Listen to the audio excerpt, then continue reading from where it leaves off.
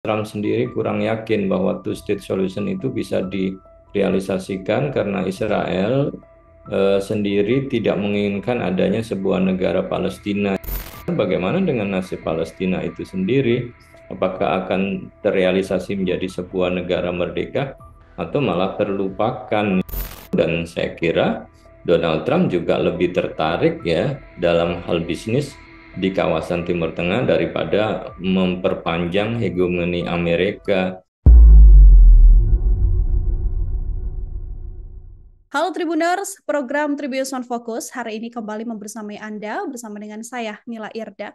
Kemenangan Donald Trump dalam kontestasi Pilpres Amerika Serikat 2024 melawan petahana atau wakil presiden petahana Kamala Harris saat ini menjadi sorotan publik Tribuners. Dengan terpilihnya Donald Trump sebagai presiden ini banyak pihak yang kemudian mempertanyakan akankah lahirnya presiden baru Amerika Serikat ini bisa mengubah eskalasi konflik dunia yang saat ini terjadi seperti konflik di Timur Tengah misalnya.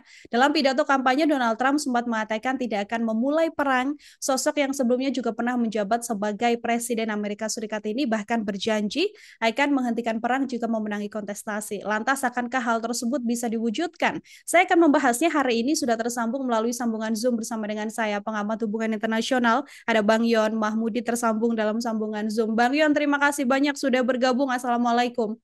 Waalaikumsalam warahmatullahi wabarakatuh. Ya sama-sama Nila yang Ya, Bang Yon, terima kasih juga menyempatkan waktunya hari ini berdiskusi kembali bersama dengan saya. Ini sebelum saya masuk, bagaimana kemudian kemenangan Donald Trump ini bisa membawa pengaruh terhadap konflik Timur Tengah atau tidak, saya ingin memulai dari kemenangan Donald Trump sendiri. Bang Yon melihat kemenangan Donald Trump dari Kamala Harris ini seperti apa, Bang? ya memang ada yang tidak menduga ya bahwa Donald Trump pada akhirnya bisa memenangkan pemilihan presiden di Amerika. Ini kan juga menunjukkan bahwa publik di Amerika sendiri memang tidak apa ya seperti kurang puas ya dengan performa yang dilakukan oleh Joe Biden maupun juga Kamala Harris, karena biar bagaimanapun kan Kamala Harris juga bagian dari Joe Biden, sehingga tidak ada pilihan lain yang dianggap kemudian bisa membawa aspirasi dari masyarakat Amerika itu adalah Donald Trump. Apalagi kan kondisi ekonomi Amerika sekarang kan juga dalam kondisi yang tidak baik-baik saja, ya maka dirasa bahwa Donald Trump itu bisa membawa perubahan yang lebih baik ya dibandingkan dengan rezim yang lama ya, yang tentu tidak jauh berbeda kebijakan-kebijakan yang dilakukan ya oleh Kamala Harris yang itu mewarisi Presiden Joe Biden. Hmm. Kalau dari analisa Bang Yon sendiri, apakah kemudian ada faktor konflik dunia begitu ya Bang ya di masa kepemimpinan Joe Biden yang juga kemudian bisa mempengaruhi publik di Amerika Serikat untuk lebih condong memilih Donald Trump dibandingkan Kamala Harris? Eh, Satu hal ya, komunitas Muslim yang ada di Amerika yang itu biasanya dari kalangan kelompok minoritas Arab ya, yang punya concern terhadap isu di Palestina dan Timur Tengah, nampaknya juga tidak puas ya dengan Hmm. apa yang dilakukan oleh Joe Biden saat ini, yang terlalu lunak ya terhadap Israel dan cenderung memberikan pembelaan kepada Israel, sehingga beberapa kampanye yang dilakukan itu kan tidak harus memilih Donald Trump, tetapi Hmm. jangan memilih Kamala Harris karena Kamala Harris bagian dari Joe Biden, dan kebijakan terhadap Palestina kurang memberikan dampak yang positif ya kepada kemerdekaan Palestina, sehingga kan ada satu figur ya calon independen yang menunjukkan sikap pembelaan terhadap Palestina dan disinyalir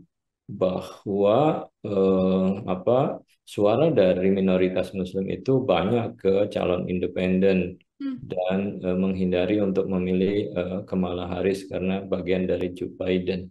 Nah, ini saya kira menjadi salah satu faktor. Faktor kedua adalah juga kemampuan Donald Trump ya untuk mengusung isu-isu populis berkaitan dengan ekonomi, penyediaan lapangan pekerja, dan yang memberikan kepastian ya kepada rakyat Amerika atas ekonomi mereka. Sehingga kan slogannya Make America Great Again itu kan Hmm. juga menjadi daya tarik tersendiri ya buat mereka yang memang perlu adanya harapan baru ya untuk Amerika ke depannya.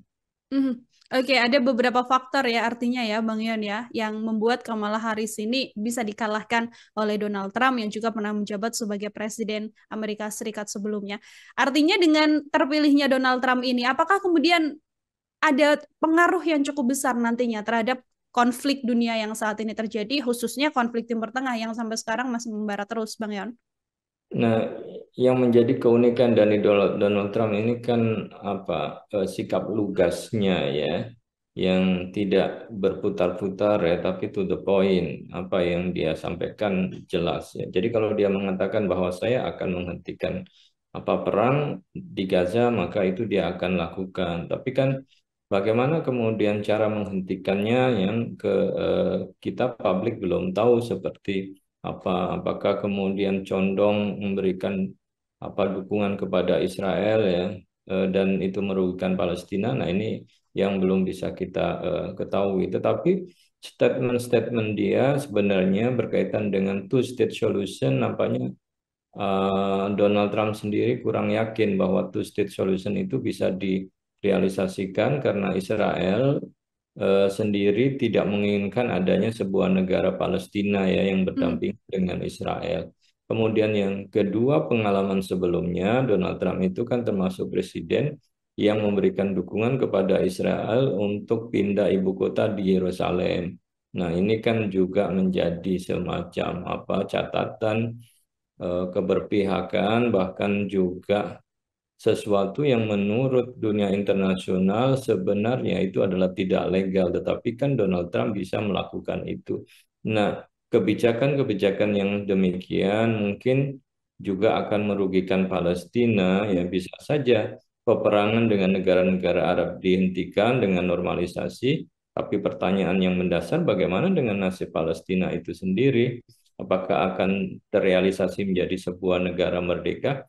Atau malah terlupakan ya masuk di dalam urusan-urusan Israel saja. Nah, ini yang saya kira yang harus kemudian kita lihat ke depannya. Mhm. Oke, meskipun berstatement akan mengakhiri perang begitu ya Bang Yon ya, namun belum diketahui apakah kemudian penyelesaian yang bisa dilakukan oleh Donald Trump. Bisa saja ini justru merugikan bagi Palestina dan tidak memberikan kemerdekaan begitu ya Bang Yon ya terhadap kemerdekaan Palestina sendiri. Ya, karena apa yang dipilihkan Donald Trump kan sebenarnya memberikan negara yang berdaulat penuh kepada Palestina nampaknya masih belum bisa direalisasikan. Yang mungkin adalah sebuah kemerdekaan dengan kedaulatan terbatas ya beberapa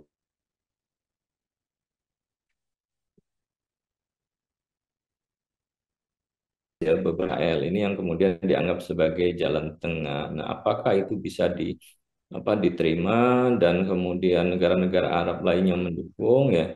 Karena tentu saja Donald Trump bisa saja memberikan insentif ekonomi tertentu kepada negara-negara lain ya untuk bisa mendukung realisasi dari programnya yang dulu disebut dengan Deal of Century. Tetapi Deal Mhm. of Century itu kan nampaknya tidak memberikan ruang bagi Palestina untuk menjadi sebuah entitas ya negara yang independen. Nah, ini tentu akan menjadi persoalan apakah itu akan diulang atau ada cara lain yang kemudian lebih berpihak kepada Palestina dan menjanjikan perdamaian yang lebih permanen. Nah, ini saya kira yang belum clear ya Mhm. untuk saat ini. Mhm.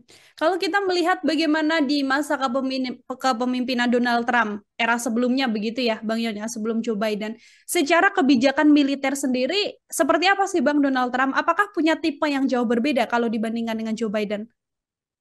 Kalau Joe Biden itu kan masih mengedepankan dialog-dialog ya, dan prosesnya agak lama. Tetapi kalau Donald Trump kan to the point ya, Hmm. apa yang bisa dilakukan lugas saja begitu ya. Walaupun mendorong Amerika tidak terlibat peperangan, tapi bisa saja ya dia kemudian memberikan restu kepada negara lain untuk berperang. Tapi yang penting adalah Amerika tidak ikut terlibat di dalam peperangan ini. Nah, hubungan mereka dengan negara-negara Arab dengan menjanjikan normalisasi itu kan dengan paket-paket yang itu menjadi daya tarik ya negara-negara Arab seperti penjualan senjata yang lebih mudah tanpa banyak aturan-aturan ya. Berbeda dengan yang dilakukan oleh rezim Joe Biden yang banyak aturan-aturan yang tidak memungkinkan negara Arab untuk mendapatkan upgrade ya senjata persenjataan yang dibeli dari Amerika. Hmm. Tawaran-tawaran ini saya kira kan menjadi daya tarik ya bagi negara-negara Arab untuk menjalin hubungan dengan Amerika lebih dekat. Tetapi sekali lagi persoalannya apakah kemudian negara-negara Arab masih mempertimbangkan nasib rakyat Palestina yang menjadi bagian dari deal yang akan dilakukan dengan Amerika di bawah kepemimpinan baru begitu ya. Artinya normalisasi akan dilanjutkan tetapi dengan syarat bahwa kemerdekaan Palestina harus direalisasikan terlebih dahulu. Kalau negara Arab punya sikap yang kuat, berbargaining, negosiasi dengan kepemimpinan baru Donald Trump, saya kira nasib rakyat Palestina akan lebih jelas ya Hmm. dibandingkan kalau hanya mengikuti keinginan atau tawaran-tawaran dari Donald Trump ya yang mewakili Amerika. Mhm. Secara hubungan diplomatik seperti apa, Bang Yon? Apakah juga ada negara di Timur Tengah mungkin ya yang kemudian lebih punya hubungan baik terhadap Donald Trump juga dibandingkan dengan hubungan baiknya terhadap Joe Biden? Ya, Donald Trump itu kan banyak memiliki apa bisnis-bisnis ya properti di negara-negara kawasan Timur Tengah ya, di Arab Saudi, di Uni Emirat Arab, di Oman dan negara-negara lain. Pendekatan Trump itu kan lebih ke pendekatan bilateral ya, Hmm. membangun hubungan baik dengan satu negara, kemudian membawa paket-paket ekonomi yang dia bisa tawarkan karena biar bagaimanapun kan dia seorang pengusaha ya orientasinya adalah bisnis. Nah, dari satu sisi ini sebenarnya kehadiran Trump itu disambut baik oleh pemimpin-pemimpin Arab karena itu bisa membangun hubungan yang lebih dekat, yang tidak banyak ya aturan atau sanksi-sanksi yang diberikan kepada negara-negara Arab. Kalau Joe Biden kan masih mempertimbangkan tentang pelanggaran human rights atau ya apa saja yang itu bisa mengunci apa hubungan dengan negara Arab. Tetapi kalau Biden kan lebih maaf kalau Trump lebih pragmatis ya Hmm. apa yang negara Arab bisa berikan dan itu bisa menjadi deal walaupun ada catatan-catatan berkaitan dengan human rights tentang ya negara yang otoriter dan lain sebagainya. Nah, sisi ini saya kira yang kemudian menjadikan Trump yang lebih lugas, lebih jelas itu mudah diterima. Tapi sekali lagi, apakah kemudian negara-negara Arab dalam kondisi saat ini ya masih tetap mempertimbangkan nasib rakyat Palestina atau mereka berjalan saja dengan agenda hubungan bilateral dengan Amerika termasuk juga dengan Israel tanpa Hmm. memperhatikan nasib Palestina. Nah, ini saya kira harus kemudian yang kita cermati. Mhm. Oke, ini kan kemenangan berada di tangan Donald Trump begitu ya, Bang Yon ya. Jika jika kita berandai apakah jika kemenangan itu berada di tangan Kamala Harris sekalipun, apakah juga belum bisa menjadi penyelesaian konflik Timur Tengah, Bang? Ya kalau Kamala Harris kan eh, dipastikan tidak jauh berbeda ya kebijakannya dengan Biden ya. Oke. Tetap ya memberikan dukungan kepada Israel walaupun pada satu sisi juga ya memberikan semacam tekanan kepada Israel untuk memperhatikan apa agar tidak banyak jatuh rakyat sipil tapi kan masih double standar ya. Mhm. Nah, Donald Trump ini tentu bisa juga ada sisi-sisi lain yang bisa dijadikan sebagai pintu untuk negosiasi. Dan ini saya kira tergantung dengan negara-negara Arab ya.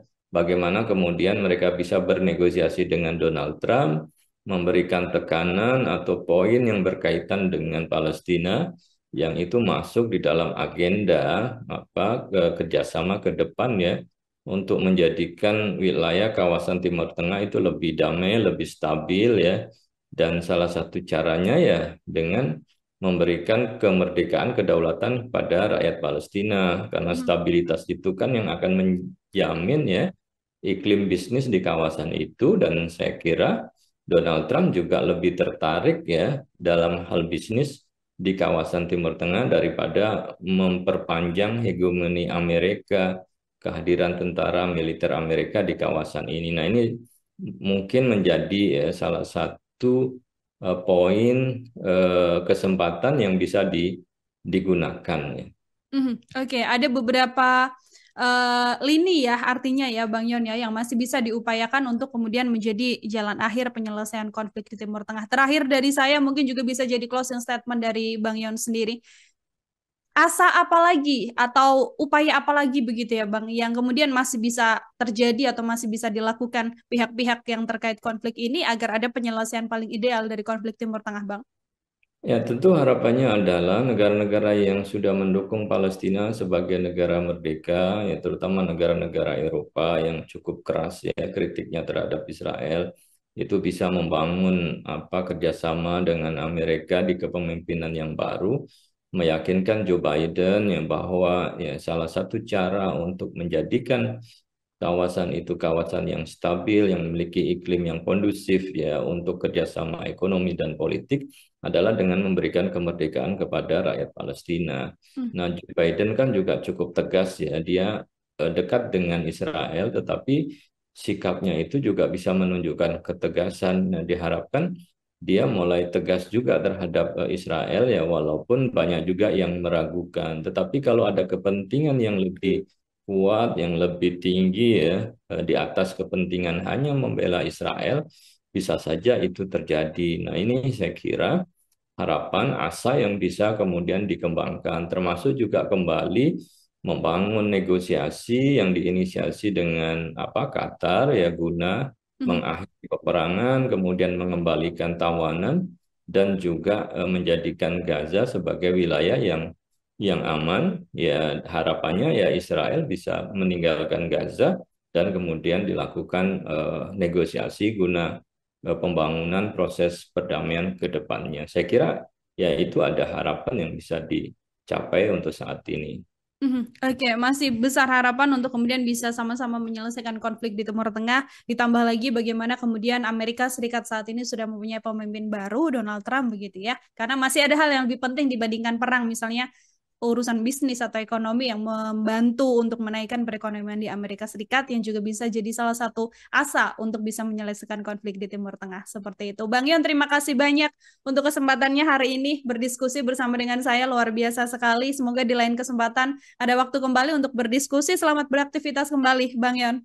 Oke, sama-sama. Terima kasih. Assalamualaikum. Waalaikumsalam warahmatullahi wabarakatuh. Ya, demikian Tribuners obrolan saya bersama dengan pengamat hubungan internasional, Bang Yon Mahmudi dalam Tribun News on Focus hari ini. Nantikan obrolan saya dengan sejumlah narasumber lain dan tema-tema lain hanya dalam Tribun News on Focus. Saya Nila Irda pamit undur diri. Terima kasih banyak dan sampai jumpa. Download Tribun X sekarang. Menghadirkan lokal menjadi Indonesia.